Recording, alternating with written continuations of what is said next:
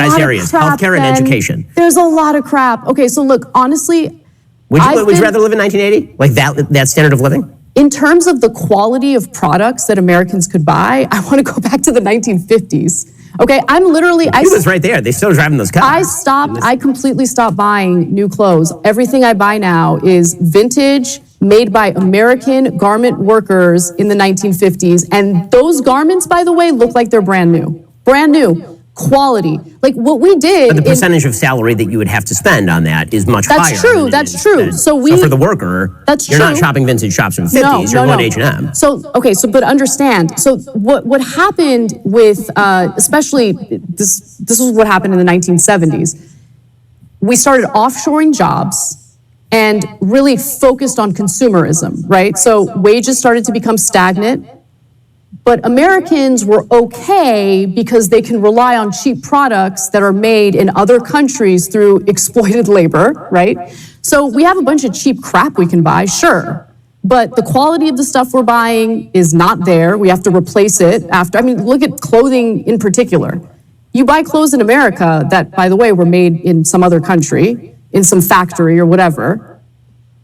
You wash it, falls apart the next day. I mean, that's true, but the percentage of your salary every year that you're spending on clothing is way lower than it was in 1980. And when you talk about sort of the economic narrative of the 70s, there's a countervailing point of view, which is that heavy unionization, high labor costs in the 50s and 60s, and a time where literally the rest of the world was physically destroyed by World War II, gave us a head start, which we then blew over the course of the next 2 decades, to the point by the 1970s, we have a decade of economic stagnation with literally no stock growth from essentially 1963 all the way up till the early to mid 1980s. You have 20 years where your stocks don't actually appreciate in any serious way because the economy basically stops dead. We're getting outcompeted. The American car companies, which are the crown jewel of American industry, are getting outcompeted by Toyota and Hyundai. And by the 1970s, 1980s, we're importing all of those cars. That's not because we offshored to them. It's because we didn't offshore them. It's because we totally did offshore. Maybe not to Asian countries. We offshored a lot. I mean, think about the Rust Belt, right? And all the manufacturing jobs that went to Mexico. The offshoring happened later. That offshoring happened in the 70s, 80s, and 90s. Correct. That was an aspect of attempting to compete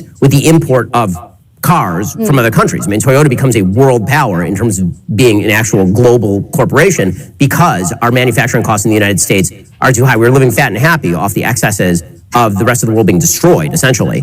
And because of that, we could afford to do all this. We were the only game in town. And then we weren't the only game in town. Suddenly Japan rises from the ashes and is an economic world power and is outproducing us when it comes to cars. And so you have 2 choices at that point. Either you go tariff, right? You actually start restricting imports and you generate enormous costs for your own citizens who are now having to spend more money. Right. Or you have to start offshoring and competing and lowering the wages. And so that's essentially what happened in the 70s. I would go in the tariff route for sure.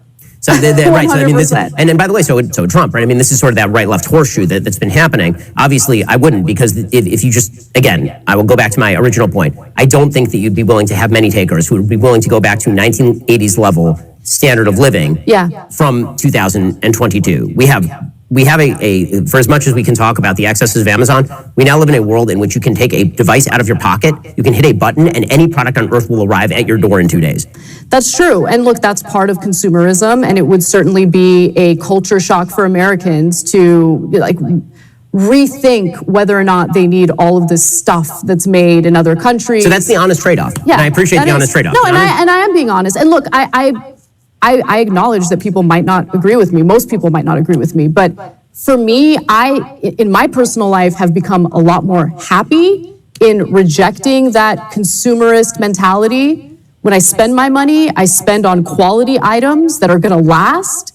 And I just feel better about my purchases knowing that it was made, at least at a time, when people were unionized, when they were actually making living wages, they were succeeding, they were able to buy homes for themselves and their families. I want to go back to that. The fact that most Americans now are not able to buy a home in America is insane. We need to figure out what it is that's leading to this. Well, we know why we have this inequality, what we can do to lessen that economic inequality, because we want more Americans to actually enjoy that slice of the once American dream. I mean, I think we certainly agree on enjoying the slice of American dream. How we get there is another question. Yeah. And when it comes to housing, I will mention that apartments are way bigger than they were in 1980. Houses are way, way bigger than they were are. Yep. in 1980. You know, the real question, I think, and this is an open question, I think one that people are going to have to decide, is when it comes to inequality, you can essentially, democratic socialism, which you're an advocate for,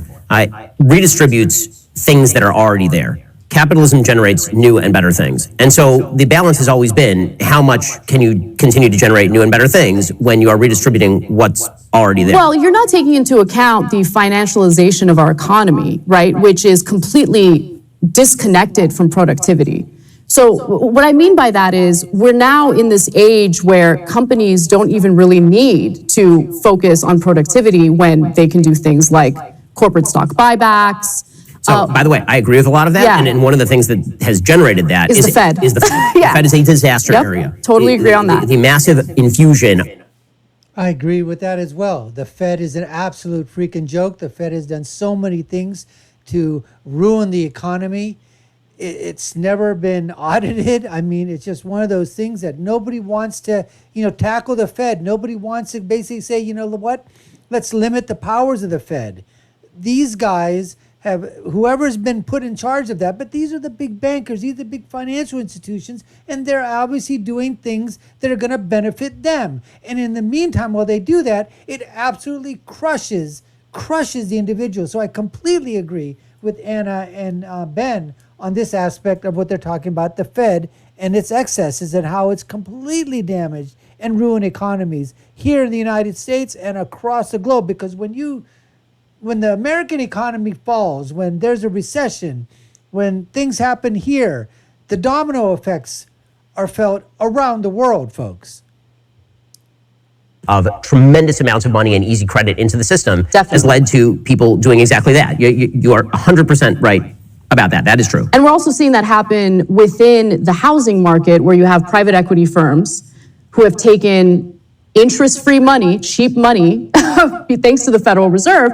They're just buying up entire neighborhoods of single-family homes that typically would be purchased by actual families. Again, agree. The Federal Reserve is expending extraordinary resources, and their easy money policies over the course of the last 2 decades have been an absolute disaster Definitely. for the American economy. And quantitative easing, honestly, started under the Obama administration. So the fury that middle America feels toward Democrats like Obama, I get it. Because after you just got foreclosed on, after all of that heartache that your family experienced in the 2008 economic crash, you see the banks, you see Wall Street, you see the same individuals literally exploit that crisis to become even wealthier. Right, and here's where I think this has always been sort of the fascinating divide when it came to, for example, the Tea Party and Occupy Wall Street. So my question always with Occupy Wall Street, which is making some of the same points you're making, is why are you occupying Wall Street? Why aren't you occupying K Street? Like you should be in Washington. I don't understand why you're going after the people. Again, speaking of incentive structures, the people in Wall Street are acting based on an incentive structure. Mm-hmm. That incentive structure is created by the easy money,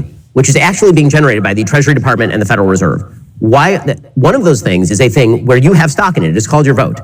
And one of those things is a place you do not have stock in it, and that's called Wall Street, unless you actually have stock in the company, in which case you go to the shareholder meeting. So it seems to me that the focus should be placed on the origin of the public policy. If you and I can agree that the Federal Reserve should stop pumping money into the economy, and this will naturally lower the amount of easy money that is available for all of these places to buy up all of the single-family homes in Houston, for example, then I think we actually hit agreement. I think where we hit the disagreement is where you say, okay, we need to penalize these companies for buying up the single-family homes. No. When I really don't think that that's really the issue. Well, no, we need to do away with the ability for them to get that easy money and buy up the single-family homes. And honestly, one of the biggest issues, I think part of the reason why, or the main reason why the Obama administration went along with this whole quantitative easing policy is because whether you're talking about Democrats or Republicans, both parties have been captured by those corporate interests thanks to unlimited campaign donations into political action committees, thanks to the fact that our politicians can be personally invested in individual stocks.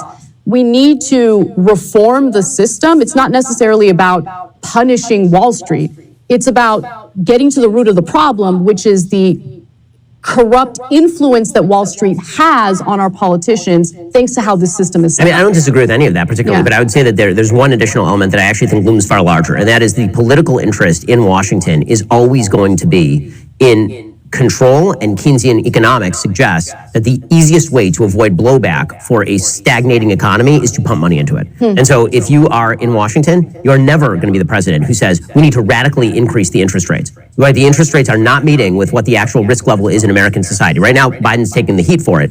The reality is that the notion that the Federal Reserve, every president is going to have an interest in pumping money into the system. The more money you pump into the system, the more you inflate the GDP. The more you inflate the GDP, the more people have the impression that things are going splendidly. True. The more easy money there is in the system, the more that you do have corporate interests who are backing. All of that's true. But that starts with the amount of control that can be exercised by Washington, which is why, and this is where we'll disagree, I think that Washington should be stripped and castrated, and most of its power should be taken away. And then we don't have to worry about any of this. And all the stuff you want to do at the local level, you can do with your friends. And what I don't want to do at the local level, I can do with my friends. Anna, thank you so much for stopping. That was classic. Absolutely. Castrate Washington, D.C. Perfect. Basically, castrate the policies, castrate it at the federal, at the Fed level. Because what Ben was basically saying is correct, is that quantitative easing, Keynesian economics, putting that money out into the system, that's what they're going to do. That's what the power brokers are going to do. That's what the policy is going to be able to do. That's where the financial institutions are going to draw their power from, their leverage from. That's what's going to happen. No one's going to ever come out there and basically say, we need to stop pumping. It's just not going to happen. And there's just too much power, too much influence, too much, excess that's going on within the corridors of Washington power brokers and the financial institutions and the corporations and the money that's, we're talking trillions and trillions of dollars. And then remember, you're just not talking from the issuance of the United States of America, but you're also talking about the big financial institutions and the global institutions around the world as well that have a say in this. And they're looking at it from the fact of is that how can they make the most money? What can they do to stimulate the economy using whatever procedures and things, policies that they've done in the past? And to continue to pump that easy money into the fund, they love it. If someone's saying, hey, here's $1 million, go ahead and take it, and it's interest free, well, what are you going to do? You're going to take that money, and then what are you going to do? Invest it, buy up things, do whatever you need to do. But at some point in time, someone's going to have to pay the bank. And unfortunately, what's happening right now, it's middle America and the middle class that's basically getting the short end of the stick. Anyways, we appreciate you taking the time to watch. You've been watching the Dr. Nasir Shaikh Show. I've been your guest host. My name is Dr. Nasir. Love you to subscribe to a channel, hit that notification bell, like, share, and follow us. Comment below. Let us know what you think. And I'll leave with my final thought, which is, when you're right, you're right. And when you're left, you're wrong. See you again next time, folks. Take care and stay safe.